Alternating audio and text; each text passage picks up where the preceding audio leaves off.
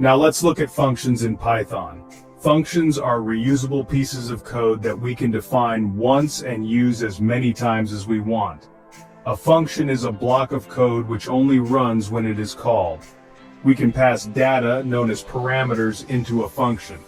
Functions help keep our code clean and organized. Here is an example code for functions. Def greet round bracket name, closing round bracket colon, print round bracket f double quotes, hello, curly braces, name curly braces, exclamation double quotes, closing round bracket, greet round bracket, double quotes, Alice double quotes, closing round bracket, greet round bracket, double quotes, Bob double quotes, closing round bracket.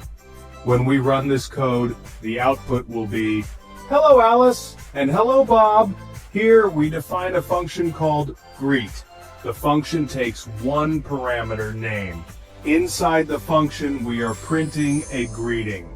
The F in front of the string means that it's an F string, which allows us to embed the value of name directly inside the string. We then call greet double quotes, Alice double quotes, and greet double quotes, Bob double quotes.